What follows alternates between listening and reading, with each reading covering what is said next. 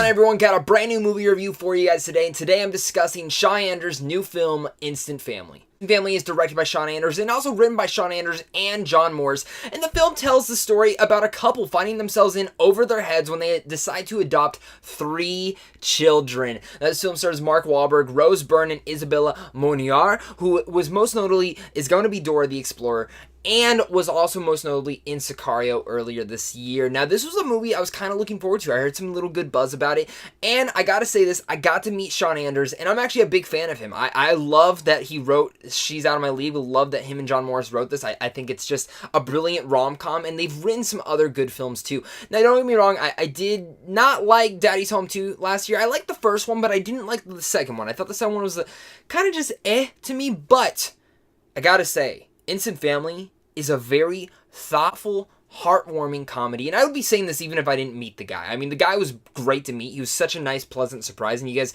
can go find an interview that I actually did with him over on my channel, but I just thought he was great. I thought he was but I just thought the film was thoughtful. It was heartwarming, and yeah, it's cliche at times, but it just felt so passionate behind it, because Shawn Anders, actually, this is based on some of real life events from him and other foster families that he's met. Him and his wife adopted 3 kids, and you feel the passion behind this movie. You can feel that him and his buddy decided to make this film because they want to push this out there, that foster care is needed to be, and that these kids do need a home.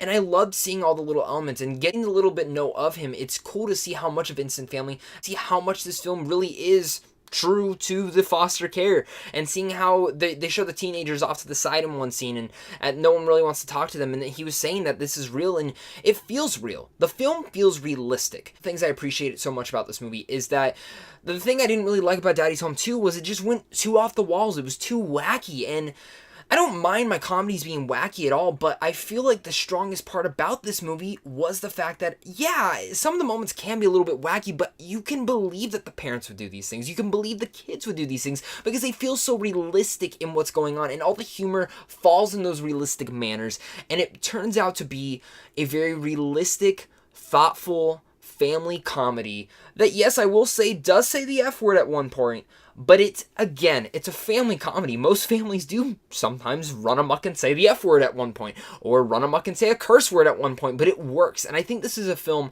that parents can entertain themselves while watching with their children, and their children can also have a lot of fun moments in here. I thought Mark Wahlberg did a great job, and usually when he gets all fast talking, all like, hey, I'm Mark Wahlberg, I can do this, I can do that, it kind of gets annoying, but it actually works so well for this film, and the script, he eats it up. And Rose Byrne's the same way. Rose Byrne is like one of the most underrated frickin' actors in Hollywood, and I just love when she shows up and everything. She just has a charismatic personality to her, and I just love seeing her when she pops up in these kind of movies, and she just so well in here, and her and Mark Wahlberg's bonding and the relationship just works overall. But one of the big important parts of this film is the children. If child actors don't work in the role, the film at times can fall apart, but I felt like all the kid actors actually worked brilliant in here. Isabela is gonna be one of the most up-and-coming actors coming today. She shows a lot of raw emotion in here when there are emotional parts. This film, at times, will make you tear up, it will make you laugh, and it will make you sometimes cry, I guess. I didn't totally get to the point of crying, but I know that it will. This, I know people who have been through foster care, I know people who have tried to adopt people, and I know people who have gone through this. And talking to them, it just felt like I was just getting to know them more.